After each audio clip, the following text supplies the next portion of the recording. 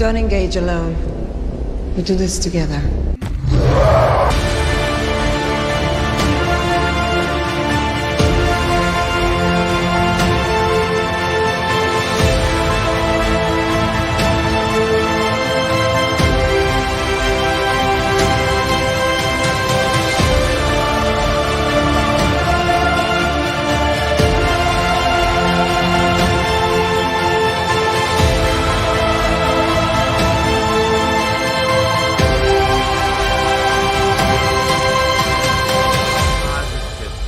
Yeah, we got it. We got New 52 booklet. it. Somebody clip this. Welcome to Comics League Movie Night. I am Jared, and yes, we are discussing the humorous take on Transformers 2007. What's up, Cameron? What's up, Tevia? And so, about for right now, it looks like it's just going to be me, so let's do this. So, this is a very interesting movie, and I remember when this came out, the trailer, had little to anything to do with Transformers. It was like some weird Mars rover trailer that was like going across the ocean. Then all of a sudden, the Mars surface. Then all of a sudden you hear like robot footsteps. Then all of a sudden it's taken out by like some giant robot that you don't really see. And they actually reused the trailer in the movie as like drone footage. So what's really funny about this movie, watching it, is first off, nostalgia is right there. It's just more team rom-com. Yeah, it's basically team rom-com, but with robots. That's what it pretty much is. So, essentially, the movie is about Sam Witwicky, and he buys a car, but this car turns out to be an alien robot. Funny how that turns out, doesn't it? So, with the, essentially... And correct me if I'm wrong, I'm not sure if this was part of Transformers lore beyond this, but so there's this cube called the Allspark, which essentially can transform any technology into a transformer, which is actually kind of cool when you think about it. And now what's interesting about this is that when this movie was announced and they had like the character designs came out, stop me if this sounds wrong. I mean, if this doesn't sound familiar. Oh my gosh, they're changing everything. They're ruining my childhood. That's not what those characters look or act like. Kind of funny how the same stuff that plagued Snyder in the DC EU, and that's my one Zack Snyder reference, there you go, ends up affecting Michael Bay. Yeah, the first one's great. Second one is meh, but that's more up to the fact that there was a writer's strike at the time instead of like actual like being able to work on this. And 3 was amazing, and then they all went progressively downhill from there. So Transformers 1. Essentially what's kind of cool is that it starts off with with the military. Some soldiers are coming back from like a mission. They drop off at the base. Then all of a sudden we have this unidentified helicopter that's flying toward the base. And what's cool about it, so the helicopter lands, and obviously it's Blackout, the Decepticon helicopter. Now what's cool about this, watching the special features for this movie, when they were working on the visual effects for this film, one of the things that they emphasized is that these guys are not morphing, they are transforming. The difference between morphing and transforming is that in morphing, parts vanish or like clip into each other. They were trying very, very, very hard. Yeah, exactly. They were trying very hard to make sure that like these parts looked like they went somewhere. So it wasn't like all of a sudden. So essentially what it turned into, it was like you could believe that like a Camaro turns into Bumblebee or like a truck turns into Optimus Prime because the parts look like they're like rearranging and morphing and moving. So it's a more realistic version of these characters. I like the Transformers movies, did get a little on the later ones. Yeah, I'm a fan of this one, 3, and Bumblebee, and then Rise of the Beast. The other ones aren't that good. And so Sam is trying to buy a car and stuff. So he buys a Camaro after like after a like blast of sound from from Bumblebee takes out all of the windows in the used car dealership. And throughout this whole thing, it's like this movie actually bounces back and forth between like the government and the regular Kid Sam many times throughout this. And I think it does it pretty decently, where it's like the military's tracking blackout signal because it was like all of a sudden one of our bases was attacked and completely wiped out.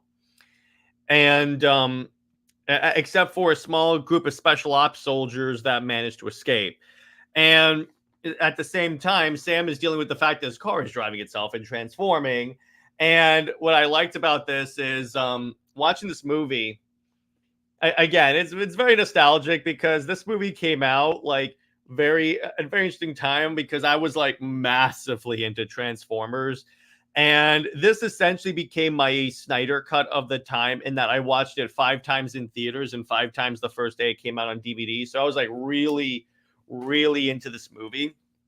Honestly, I still am because this is one of those movies where the CGI was so good that for the most part, it's like the first Iron Man movie. It actually holds up remarkably well compared to like The Flash, which is going to age out real fast, or like any recent heavy CGI movie. Brown says problem is that the first few movies, human characters were interesting to watch. Later, it became the most boring. Yeah, exactly. They went a little too hard on the humans after, like, I'd say 3, where it really just stopped being like interesting. So continuing on with that, so then there was this there's this fantastic scene where the Autobots arrive on Earth. And it's like, so the way that they did this, it was actually kind of really cool what Michael Bay did, is he said, okay, so the Autobots, so when you see like the 80s cartoon and you see like the Autobots being like on Cybertron, essentially they're all walking around with their Earth vehicle mode parts, like truck parts on Cybertron before they show up on Earth. And he's like, that's not the way it would work. So what he engineered was this like proto form, which is essentially a purely robotic form without all the parts. In other words, this is kind of what's like underneath all the truck parts when they like scan their vehicle modes. Then what happens is they scan the vehicles and then their bodies replicate parts of the truck so that they can easily transform into it. And then obviously in the movie, they kind of, what they did was they made it so like all the protoforms looked exactly alike, but in the tie-in comics, they made them look more distinct. Is Michael Bay canceled? What if he made the new DCU instead of Gunn? Well, if he made the new DCU instead of Gunn, it would probably be more respectful than James Gunn. So there you go. But that is kind of interesting. And so then we get, let's see. So that was the thing. It's like, well, the protoform pods, because around the time the movie was coming out, they had these like tie-in comics, which were, one was, actually, this was more for Revenge of the Fallen, but still, actually, they did have one that was pre this. So the one that they had for this movie was showing what happened pre this first movie on Cybertron, like how B lost his voice. Like you see Megatron crushing his voice box, and I think they even adapted this into a motion comics. Yes, it was very good. It was really good for this. And then what you also have with this movie, so then in the Revenge of the Fallen tie-in comics, that's when they go into like what Cybertron was like, and then the Autobots and Decepticons and characters look a lot different. That have different protoform pods. They don't all look exactly the same. And we have a panelist arriving for the show, so let me introduce him. All the hopes and dreams of Krypton live in you now. Teladia! Hey, what's up? Hey, check this out. Brown brought up a good point. Could Michael Bay run DCU? Which here's the thing, though, with with WB possibly being split up into multiple companies, and this is the most I'm going to say about this, and selling off assets, selling to Netflix actually could happen at this point. I never read any of this. Was it The Secret of Transformer, how they appear in the play? Yes, exactly. It shows all that. So the one for, actually, I'm going to plug this up for you guys so you guys can see this, so I can give you guys the accurate information. We'll talk about the tie-in comics, but Teladia, while I looked that up, well, why don't you tell the nice people at home what you thought of Transformers 2007? Oh, what a film. You know what? The score, the music they used, it all fits well. And Peter Cullen returning as to play Optimus Prime. Come on, nothing gets better than that, right? Mm-hmm. And Let's see. I'm trying to find, because I know that they have a trade of all the tie-in comics for this. Okay, so the one for that I was talking about is called Transformers the Movie Prequel. It's by Simon Furman. That makes sense because he wrote a lot of the Transformers stuff for Marvel. And let me do Revenge of the Fallen. But anyway, so yeah, I was telling the nice people about how like the CGI holds up in this movie so well. yeah, it does hold up really, really well for a, I don't know, I can't remember how long ago it was. 14-year-old film? 2007, so No, 20 something.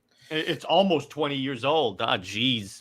Jeez, it makes me old. Randy, at this point, I'd take a ham sandwich over gun. Oh, God. I thought Transformers 17 was a fine movie here in Peter. Yeah, I know.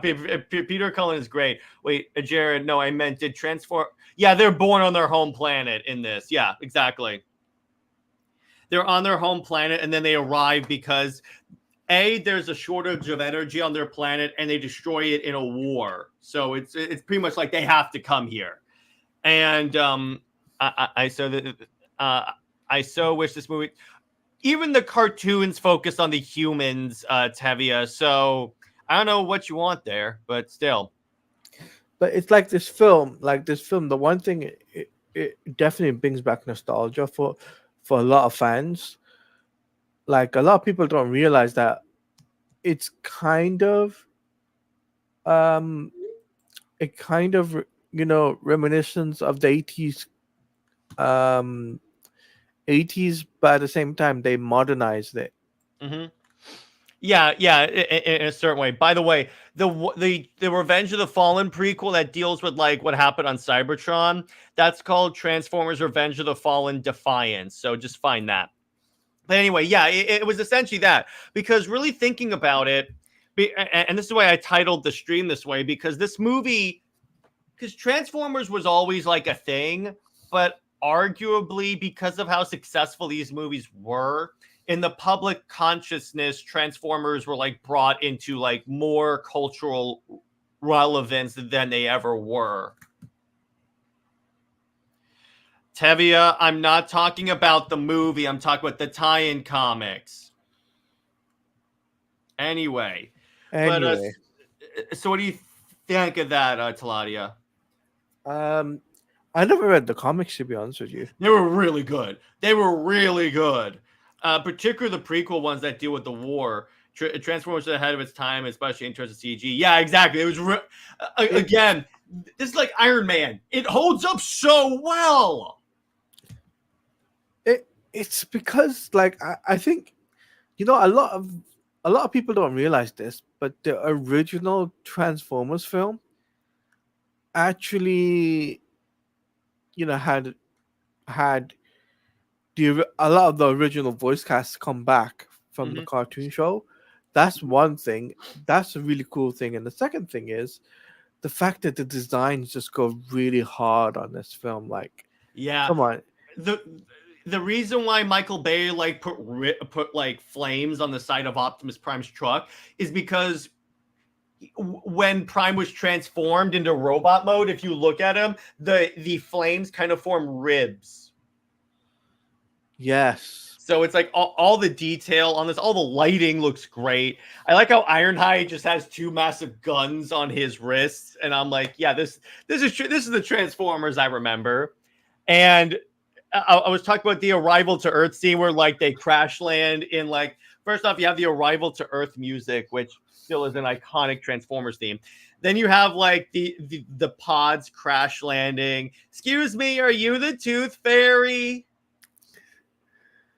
That was such a good moment. And then we see the Autobots transform for the first time. We see like Optimus transform, and he's like mass. This is the other thing I like about the movie, because in the 80s cartoon, they were like relatively the same size except for like a select few, but they actually had scale in terms of like the Autobots. They didn't all have to be like the same size. Brown says Man of Steel would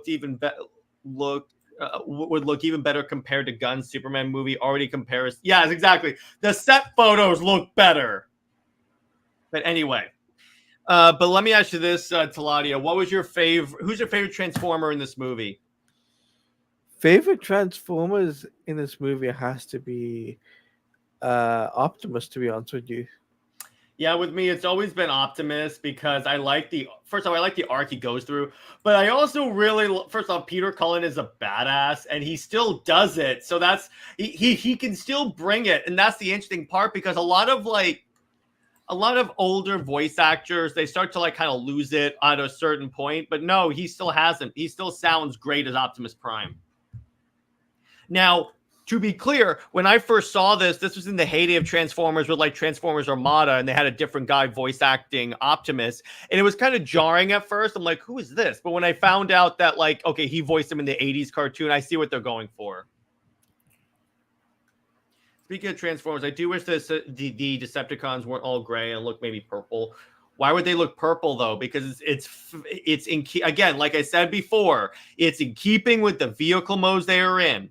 Again, what Michael Bay did with these characters is he made it so if these characters existed in today's world, this is what they would look like. Decepticons all look gray and dark green because they're like transforming into military vehicles, and that's actually in keeping with the Decepticons, because on Earth, as we learn in the Defiance comics, they are actually the warriors of the Transformers. They were the warrior class, and the Autobots were like more of like the clerks. In fact, Teladia, do you know what Optimus did before he was the leader of the Autobots?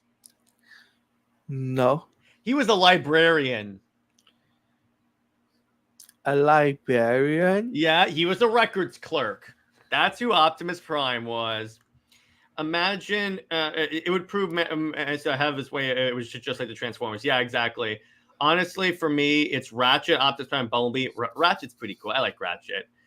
If this movie had the designs from Bumblebee, I would have liked it a lot more. They all look bad in this movie. Well, here's the thing, though. Here's why it works for Bumblebee. That movie's taking place in the 80s. This is taking place in 2007, not in the 80s.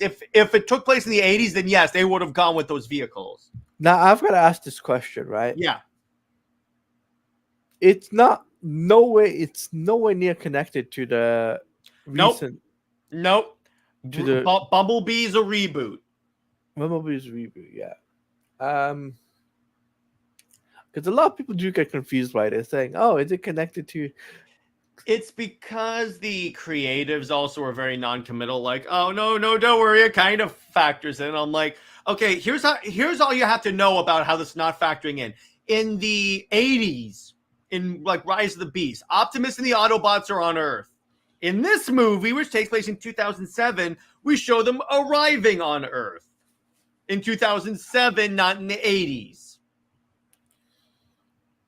Yeah. Which makes Transformers 5, like, it doesn't make any sense because it shows that they've always been on the Earth, but then there's a lot of problems with the last continuity error. There's a lot of continuity errors, yeah. Michael Bay's Hellboy would work. Michael Bay on Power Rangers.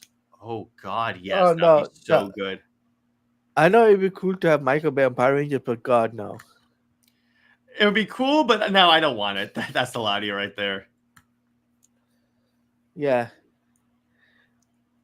But so yeah, in terms of continuing on with the movie. It's dumb how Transformers were killed so easily in this movie, even by Megatron. Dave, it's by Megatron, who even the comics tore people apart very easily. He's If like, it was just an average Decepticon that tore him in half, yeah, I could get that. But Megatron, I'm gonna. This is one of the few times I'm gonna disagree with you, Dave, in that Megatron is the one that tore him in half. Let's remember that it wasn't any rinky. It wasn't like Starscream, because Starscream couldn't. Megatron can. Megatron is because he's a total douchebag. He was a gladiator before he was the leader of the Decepticons. That makes sense. But then he goes, after killing Jazz, he's like, pride. Yeah, I love that. That's such a good. That's such a good thing. And do you know who plays Megatron? The same guy who plays it from the 80s. Nope. No, Nope, really. not Frank Walker. It's Agent Smith from The Matrix. Oh, Hugo Weaving. I always thought it was the guy from the 80s. They didn't. They tried to. They brought some people in there. The thing about and by the way, they addressed this in the special features. The special features were fantastic. Where they put like Frank Walker's voice on Megatron in this. It didn't line up with like how menacing they wanted their Megatron to be. Plus, with the character design that they were going for the leader of the Decepticons, they kind of wanted to go in a different direction. That's understandable. Batfleck is the best Batman. Yes, he is. Thank you. Speaking of Transformers, that reminds me, how did Starscream survive this movie, Revenge of the Fallen? He flew to the moon, carved Cybertronian symbols on him, and then kept escaping. That's kind of the way it works. Yeah. And hello, Twitch Linda 4. And actually, I think Gunn would do a good job in a Lobo. Yeah, he does go on the characters no one gives a crap about movies. But anyway, continuing on with this. What's your favorite part of this movie, Teladia? This is simple. The ending of the film. The last battle in the city. Yeah, that was that's partial what I like, but I also like Optimus Prime's quotations. Oh, you mean his last like speech at the end? Yeah, he was like, "I send this." Yeah, that was great too. That just goes really well with the film. Mm-hmm. Yeah. And so continuing on. Let's go with so weakest part of this movie is focusing too much on the humans. Transformers are basically cameos in its own movie. I wouldn't say it in this movie. I would say more in the subsequent films. But let me put it this way, the humans were focused on in the cartoons as well. So again, it's not like that. Weakest part was Transformers were a little boring. Okay, fair enough. But I can understand that. But and they also did, speaking of gaming, Teladia, they did a game for this. Don't get me started on the game. I liked that game. That was a fun game. Problem is they added in a bunch of stuff that doesn't work. Like all of a sudden Decepticons have like an army of drones here. Yeah, it just I'm like, what? And a few times they add in characters that weren't in the movie. Oh yeah, that's Transformers 2. The Transformers 2 game was freaking awful. Remember, this is in the era where they made movie tie-in games. For the PlayStation. Some of them were 2. good. A lot of them were like, No, Jared, no, you're not understanding. So this was an era at the time where not only Transformers, but you had DC, Marvel, all of these companies doing movie tie-in games. mm-hmm. Right? And as the Lord of Comics knows, because I am the Lord of Comics. Hey! I'm Lord of Comics, not you. Not Lord of Comics. Sorry, Lord of Gaming knows. That is definitely an old man moment right there, dude. Sorry, that's a mess up on my part. But yeah, as the Lord of Gaming knows, you can't do movie tie-in games. Mm-hmm. I mean, you can. It's just you can't adapt the plot of the movie. That's the thing. And Brown says in the 80s show, Spike Witwicky was supporting characters that were humans. Okay, here's why I think they do the human characters in there so much is because it's believed, and arguably a lot of Transformers movies are starting to go away from this, but so at the time it was believed that audiences couldn't identify with the Transformers as well as they could with other humans. Obviously, they're undoing this because, as Sean Franklin indicates, they're making Transformers 1, which actually looks pretty good, which is all on Cybertron. It's all Transformers. So I would say that looks really good. That's what I'm going to say. So in other words, they've kind of, I think, learned from like a little bit of the mistake that you don't necessarily need to focus too much on the humans in order for this to work. Yep, I would have to agree with you. But yeah, so my critique of this movie is that some of the jokes are a little too Whedon-y. Like where Megan Fox is walking home and then Sam goes, "Hey, listen, I was wondering if I could ride you home."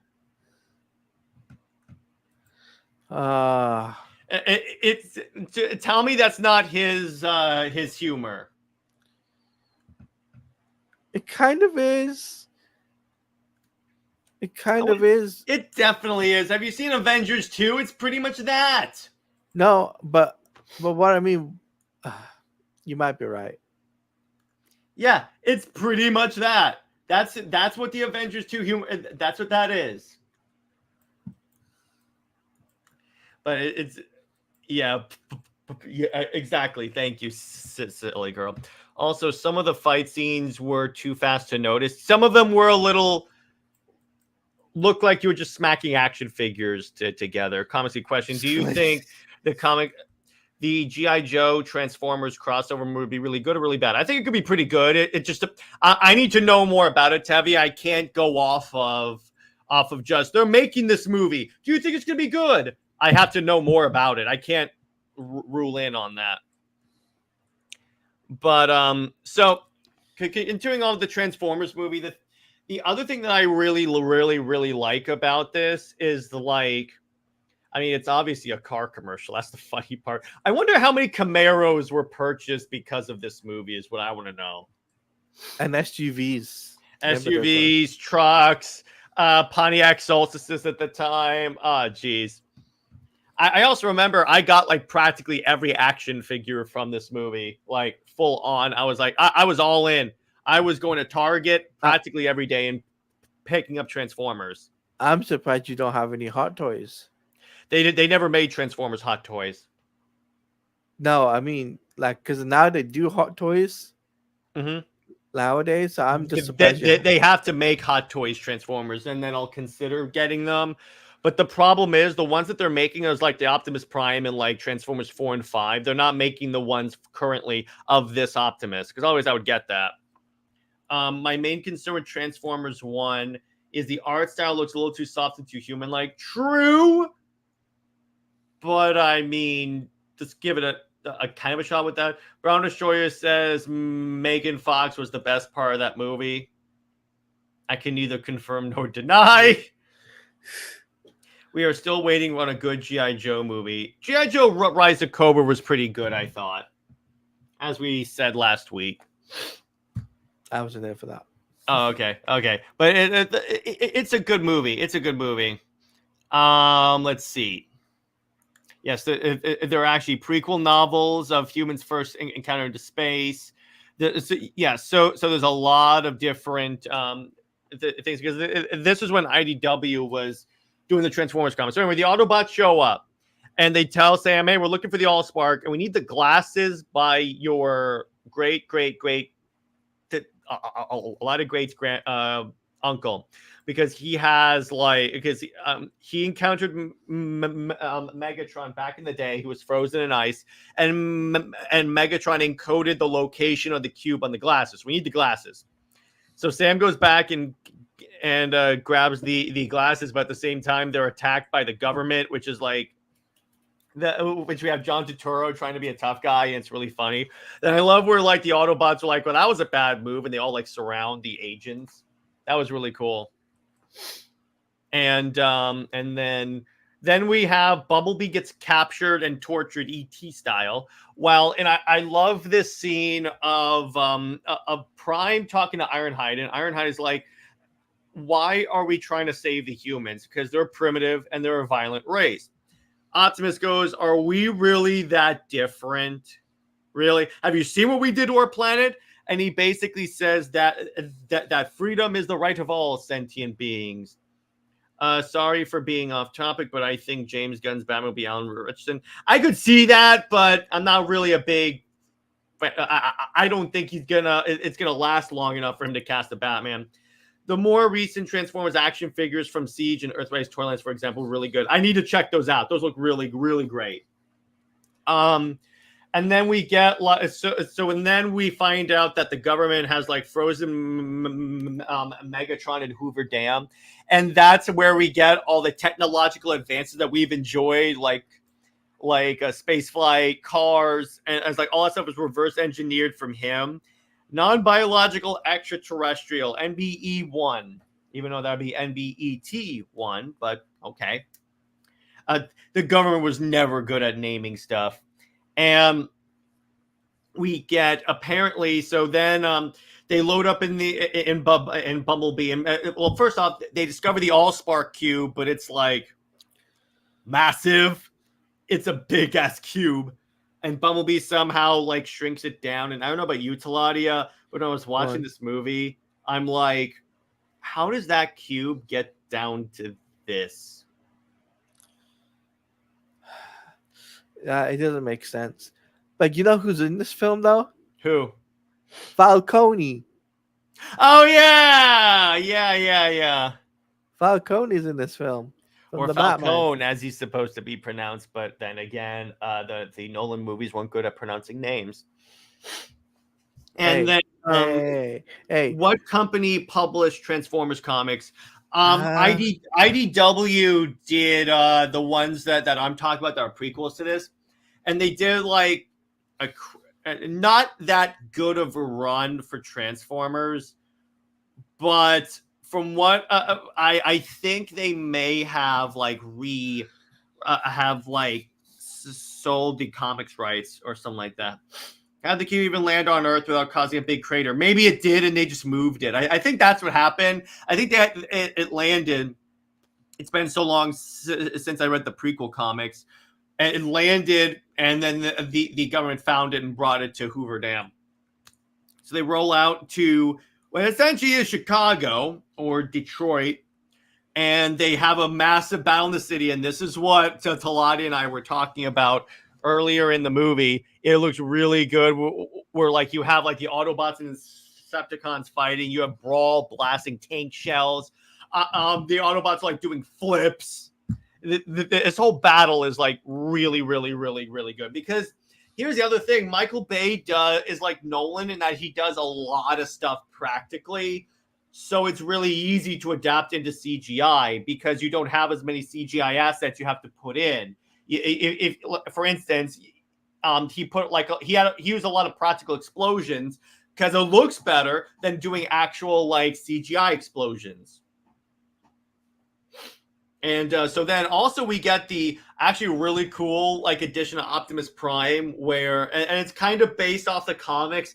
I mean in the original cartoon, because in the original cartoon it's like the Optimus's hand can retract and then becomes an energy axe. And this it just becomes some swords, which I love that. IDW Transformers comics were good for a while. That the Megatron story telling his origin as a slave in the arena was cool. Yeah, I gotta check that out. And continuing on, so the battle happens. Megatron returns, and this is where we get like the scene where he tears Jazz in half. But again, but the way he does it, the way he does it, it's really, really cool, right? Jazz like, you want a piece of me? No, I want 2 pieces. Yeah, it's like I'm just like, oh come on, this is just pure good. And you know what's kind of funny? It's brutal. But because it's robots, you don't have to make it rated R. It's like You know the one thing I am disappointed though? What? It didn't have the 80s theme tune. It was like Transformers, robots. Well, because that that wouldn't translate well to like what they were trying to do. They were trying to modernize Transformers. I mean, they did. They do have the musical notes later in later movies, but yeah, they didn't necessarily have to use that for like this movie. And so then we get the confrontation between Optimus and Megatron, and it's dope. Like they're like battling in the city. We get the great dialogue between Peter Cullen and Hugo Weaving. It's like, humans don't deserve to live; they deserve to choose for themselves, or you will die with them. Join them in extinction. I love it. Michael Bay, because Brown asked, is Michael Bay still making movies? I think he is. He should be, at least. I don't think he's canceled or anything like that. I know they tried to cancel him. Yeah, because he's a producer. He's a producer on A Quiet Place Day One and on Jack Ryan. Oh, I didn't know he was an executive producer on Jack Ryan. Wow. And he's a producer on all of the Transformers movies and The Purge. Wow, a lot of Michael Bay movies. Wow. But so Teladia, your thoughts on like the on the final battle? I gotta say the final battle is interesting, like because the old Spock is like it's at the center of attention, right?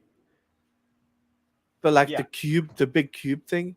But what I just don't understand is I still don't understand is how from what cube going big goes small.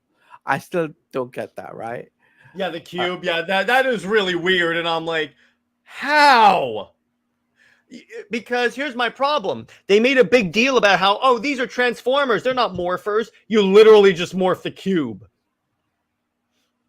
It's crazy. But the action is still good, though. When they do, like, hey, what's up, Joseph? They do, like, when they do, like, one robot on one robot fighting, it's actually pretty good.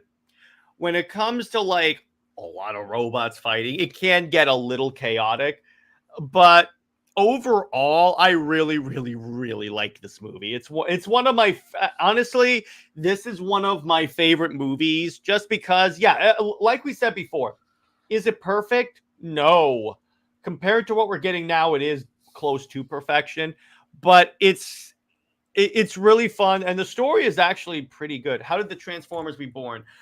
According to this movie's world, the cube transformed Cybertron and created these robots.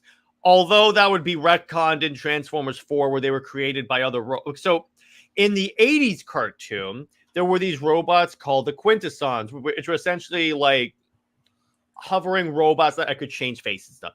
They created the Transformers to be a slave labor force, and then the slave labor force rebelled and then became the Transformers. Lois Lane versus the Decepticons. I bet you I can make it work. Megatron squishes her, and everyone cheers. That is one of my complaints. Some of the fights, some of them do. So I will freely admit that. Some of them do, Dave. 110% some of it do. But overall, a lot of them look visually, they look pretty good compared to what we get now. So a lot of them look really good. Like Optimus versus Megatron is good. And but even Bumblebee versus Barricade in the beginning of the movie, how it starts off with like this big like high-speed chase and then they just clash. That was pretty cool. And then so the way they defeat Megatron is, since the cube is raw power, if you merge it with like a Transformer's heart or the spark, if you will, it completely destroys it. So they do it with Megatron. He dies. He'll be back. And the other Decepticons are either killed or retreat. Like Barricade, it's revealed that Barricade, the police car, he survives because he just leaves. Starscream's a coward, so he just leaves and he carves like symbols on his armor. That's why, if you notice in Transformers 2, he has those Cybertronian glyphs on his armor, and then everyone else gets killed. And the way they dispose of them is they drop them in the Marianas Trench, and essentially the Autobots decide we're gonna live here, and because there's nowhere else for us to go, we can't bring back Cybertron. So we're just gonna use we're just gonna live here. Yeah. The Allspark is destroyed except for two things. RJ said, I made it. It's a jungle out there. I bet, RJ. I bet. So there's only 2 shards left. One gets given to the humans, and we'll see this in Transformers 2. And then one actually gets stuck on Sam's coat, I believe. No, but the thing is, but remember, there's a little spark left, the little piece of the spark from, in the final battle where he puts it in Megatron. Yeah, that's the one that is given to the humans, essentially. By the way, as someone who loves Keaton, Batfleck and Keaton, don't you ever find Batman? Yes, I do. Yes, I do, bro. 100% do. We're Superman fans through and through. We're Superman fans, but dude, we deal with this just as much as you do. It's like with me, I hate Lois Lane and think Superman's better off with Wonder Woman. They come after me all the time. So, dude, 110%, I'm on your side, bro. No, we ship Lois with Megatron. Mega Lois or Logatron. Oh my gosh, Dave. Is that a comic sleeve moment? You just made... I may have to factor that in when we do Maxabat and Zoas. Jeez, that is good. Wow. That is great. Actually, I'm gonna take a picture of that with my phone so I can tell it to Britt later. Let me do that. You know what? Send that to JJheat later. I'll send that to JJheat. I'll put it in the host chat. That is great, Dave. Oh my gosh. All right. So let me see if I have a good, I need a good clip for that. All right, here we go. Hoorah! There you go. That's a good one. Yeah, so the movie ends and the Autobots decide to leave, and then Optimus sends out the message because there are other Autobots that like escape Cybertron's fall and they're hiding out, and then the message says, come to Earth, we're here, we're gonna help you. And that's how you get like Sideswipe, RC, and the others on Earth. So that's the movie. Now, let's talk about the game, Teladia, because we're the game guys. What are your issues with the game? There's too many issues to name me 5. All right. A, it's a movie tie-in game. Okay, beyond that doesn't count as an issue because there are plenty of good movie tie-in games. The graphics, firstly. Look at the games coming out at that time. I would have to say the story they were going with, not good, right? It just, like, if you know what I mean, the gameplay was really bad. Mm-hmm. Gameplay was not that bad. It's just my problem with it is the battles got pretty like formulaic, and it just took one strategy to beat them, which was essentially you just throwing crap at Decepticons and then punching them. That's it. That's hey, what's up, Brucifer? Yeah, hey, the problem with that is the gameplay got formulaic, so that's why that's my problem with it. Beyond that, I liked how there was like an Autobot and Decepticon campaign, and the Decepticon campaign actually had the Decepticons win. And then what's cool about that is that then there would also be like, when you beat each campaign, there would be like a mission on Cybertron. And the idea was it's basically a survival zombies mode in Transformers, which is really cool. Yeah. But you know what I call that? What? A what if moment. Yeah. It's totally a what if moment. In all the Transformers games, for the most part, up until the Cybertron saga of games, had that where when you bring them back, where essentially that there were two campaigns, one for the good guys and the bad guys.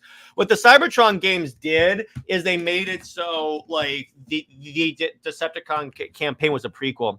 The Transformers Devastation is the best. I still haven't played that. I want to. It looks great. After the first game came out, I never touched a Transformers game ever again. You should play either the Cybertron games or the Devastation games. Those ones are great. No, I'm not touching another Transformers game, even though I know it might be good, but.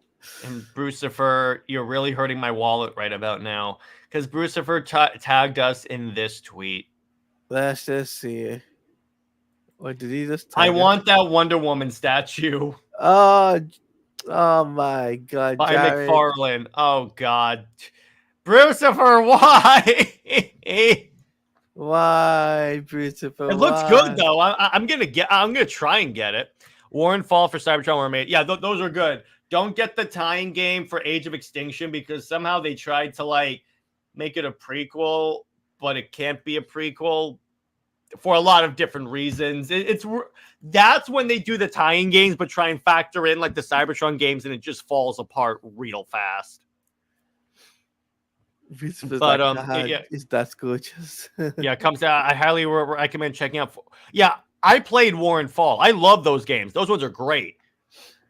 I don't know why you did that, man. It's like you've hurt because Jared he's trying to hurt my wallet. That's why. In his defense, it's a nice statue. I'll give him that. It's a very nice statue. Yeah. Now let me ask you this, Teladia. How do you rate this movie out of 10?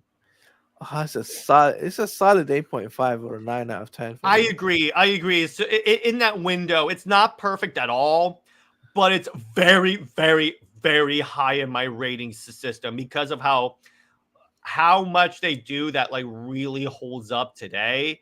And it's one of those really, really, I'm being a good friend. Yes, you are, Brucifer, and that's why we love you, brother. That's why we love you, bro. But there's enough in there. It's not cringe. Some of the humor is very cringe. Like the early Sam humor, I'm like, oh God, just get away from him. But when the movie actually gets going, it is balls to the walls action, and it's awesome. So that's why I give it a solid, I'd say 8.75 to a 9 is my rating. But all in all, pretty fun. The game I give a solid like 5 out of 10.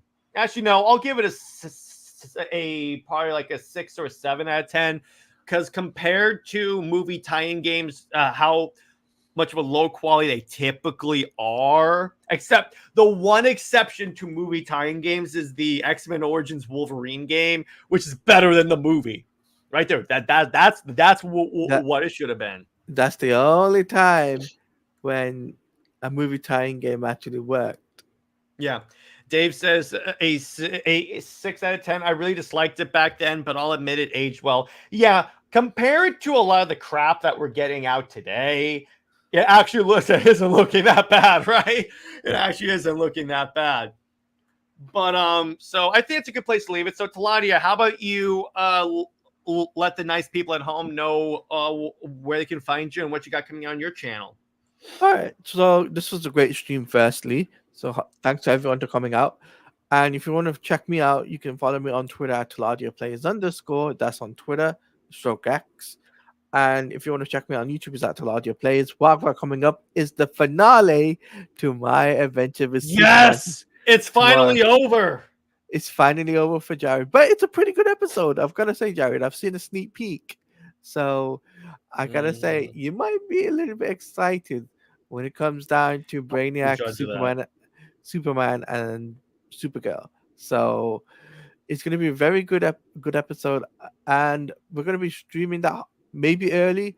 If I eat early, if I eat late, then that's fine. But we're going to stream about 2ish for that, and we are going to be doing Snyder Fans Read Comics next week, and we're going to be covering The Grid Part 3. I think either this week or next week we're concluding The Grid. I think. Yes, next week is The Grid. Okay. It's the conclusion because it's three issues, and then we're going to Trinity War. Yes. And then we also got coming up is the I'm also going to be streaming Marvel Rivals the beta if I get into it. So I'll be streaming that over on YouTube and Twitch when that happens. And still up in the air if we're gonna do Suicide Squad. We're still trying to figure that out. What do you mean? Well, I'm still gonna stream it regardless. So. All right. Let me put it this way: it's still up in the air if I'm gonna do it, but I probably will. But yeah, I'm gonna be doing Suicide Squad on Thursday, and then it rest of the week is the usual specs, and then I believe I've got a guest coming on for MME International, so I'm gonna be setting that up, and I'm gonna be streaming that on my channel as well, hopefully. Soon. Cool. As for me, tonight at 9 p.m. Eastern, Britt and I will be going live to do an in-depth conversation about Superman and Wonder Woman's friendship, and to celebrate the fact that the show now is at episode 50. So we'll be doing that. And next Wednesday, I'll be releasing my in-depth spoiler review of Crisis on Infinite Earths Part 3. And as for Under Two Capes next week, I'm going to figure out what we're going to roll with for that one. But anyway, so that's where we're going to leave it. Stay heroic, everyone. Remember, Lois Lane is Lois Lane. She belongs with General Zod and Megatron. Zois, Maxabat, and Mega Lois for... Actually, no, that sounds a little... Loistron. There you go. Wait, okay, so... Zois, Maxabat, and Loistron for life. See you later.